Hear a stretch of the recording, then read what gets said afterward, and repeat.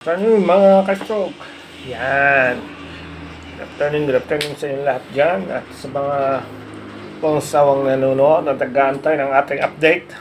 Update na po natin ay pang-6 na araw na at nakaligo na po tayo kahapon. Nakaligo na po ako. Pero mainit po ang aking pinaligo. Sinunod ko yung sabi ni Sergio. At ganun pa rin, may paninigas pa rin ang ating affected. Kaya tuloy lang ang laban. Na naman, syempre, laging ganun. Hindi naman makukuha agad sa mga madalian eh. Kaya tuloy lang po tayo hanggat mayroon po tayong nagpapahilot at saka may naghihilot, tuloy lang tayo, ka-stroke. At intro muna tayo bago ko sabihin kung anong mga nararamdaman ko.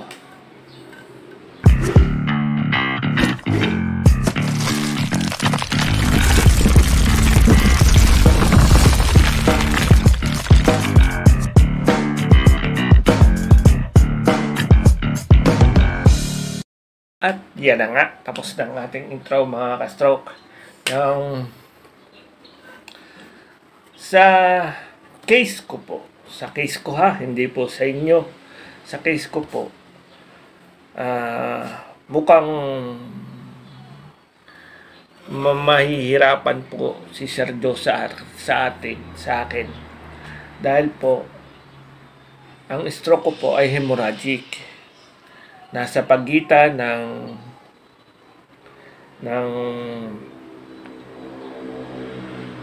severe at saka yung mild. Yun po ang aking stroke. Yun po ay sinabi sa akin ng neuro ko. At ang akin po ay may pumutok na ugat. Hindi po nagbara. May pumutok po na ugat. Yan.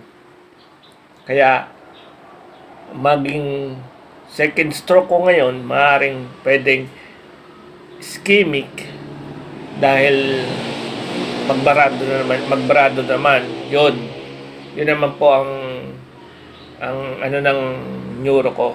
Kaya pinainom niya ako ng aspirin para blood thinner ko siya para hindi lumapot yung ating dugo o sakaling tumaas po ang ating blood pressure. Na sa ngayon naman ay hindi naman nangyayaring tumaas ang ating blood pressure dahil dito lang po tayo. Mild exercise lang po nagagawa natin. Hindi po full exercise na mga nabuhas tayo ng barbell, mga ganon. Hindi naman. Kung saan ay ine-exercise po itong ating affected. Hindi po yung totally exercise na para hindi pa po namin magagawa yun. Kaya po ganon. Kaya sa tingin ko ay matatagalan si Sergio na mag-heal sa akin. Dahil yun po ang affected ko. Ang stroke ko ay hemorrhagic. Nag-ano siya. Hindi po pwede natin ipareho na stroke na ganun lang. May mga nagbabarang ugat. Hindi po nagbara yung akin. Akin po pumutok ang ugat. Kaya ganun. Kaya inaano ko lang, binabase ko lang po sa aking nararamdaman. Pero so far so good. Maganda naman po. Dahil po, ang nangyari sa akin, ang akin pong paa dati ay inverted. Lagi po siyang naka-invert. Kaya siya ay natatapilok. Ngayon po, lapat na po siya. Lapat na po siya habang ako naglalakad. Hindi na po siya yung na ganon. Na ganon pa man, minsan na lang. Pero mas ano na po siya ngayon. Lapat na po ngayon. Kaya, yun naman po ang kagandahan na nung ako mapahilot, umayos po. At ito pa po, Pinayos ko pa rin po dahil hindi po medyo tabingi pa rin po ang ating bibig. Kaya mahirap. Ayos naman po ang aking pananalita. Pero, siyempre, halata po sa bubig natin na na-stroke tayo. Sa case ko naman wala naman akong problema at alam na po ng buong kanayon ko na na-stroke po ako. Kaya, ganon. Yan. Yun lang po. Sinasabi ko lang po ang aking sa aking stroke. Kung update sa ating hilot. Stroke. Sa ating hilot po. Inaano ko lang po yung update natin. Siguro mga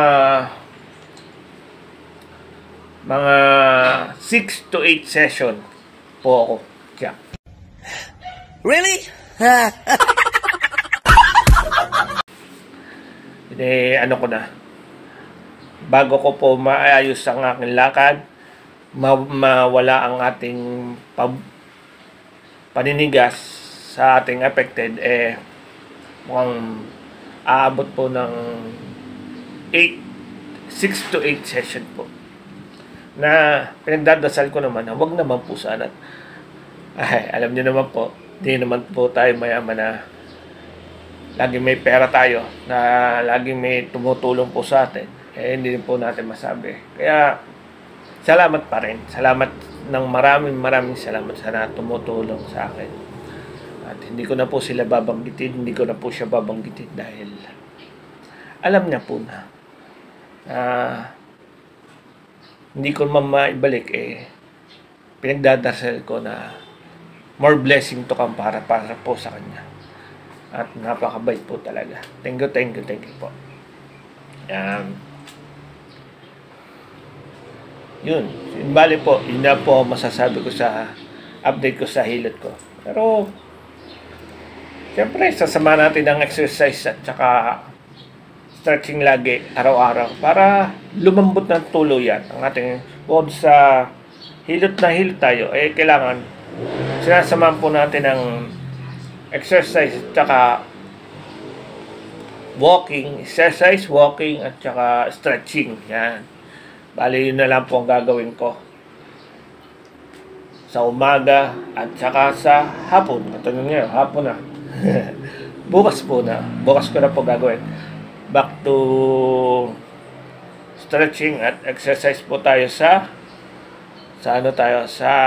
park. Pero sa umaga, syempre naka-jacket po tayo dahil malamig po sa umaga At sa hapon medyo medya na lamig, kaya na. Hanggang may init pa, tayo magwa-walking sa hapon. Yun. Yun ang po masasabi ko. Yun. Ano pa?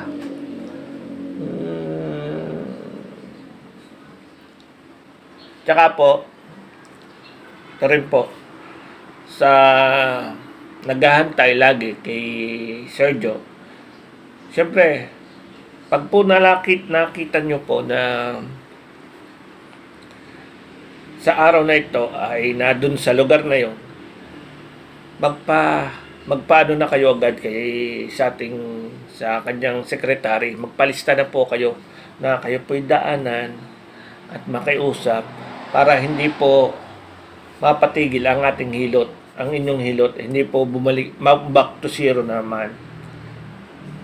At doon naman po sa hindi talaga nahihirapan po, ay konting pasensya po. Pasensya lamang po kayo. Yun lang po ang masasabi ko. Magpasensya po kayo kay Sergio dahil nag-iisa po yan.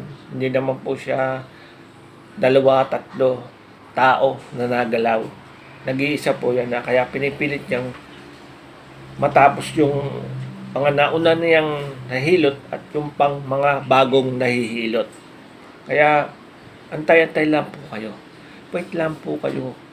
At baka magkasart pa si Sergio, mas lalo matagalan tayo, mga kapwa ko ka-stroke. Kaya tis lang po tayo. So, yun na nga. Yun na muna po ang aking update at bukas po tayo mag-exercise, mag-stretching at mag-walking sa park. So, paano? At syempre, shoutout muli sa ating Name of Fitness at sa mga kapatid ko dyan sa Planet So Weird. Yan. Shoutout po sa inyo. At sa Team Landing at It's Me. Mga kapatid ko dyan. Boy Nabs, Tol Boy Nabs, Tol Jomar, Ate Swords, at marami pang iba. At syempre, sa Team Palarca na gumagabay sa atin lagi nung unang gumabay sa atin sa ating stroke, Sir Dominic at si Team Marvel. Yan, shoutout po sa inyo at ingat-ingat po kayo dyan. At syempre, sa Team Liliput, ang Ninang Marwat, Ninang Potpot. Yan, shoutout din po sa inyo. Yang Mamita Ludi. Yan, shoutout po. Madam D. Yan, shoutout po. At syempre, ang aking Daddy Ninong. Thank you po sa inyo lahat. Sa inyo po. Lagi po ako napapasalamat kay Daddy J. Yan. Tati Jericho J. Yan. Shoutout po sa inyo lahat. So, nandito na lang ulit at bye-bye.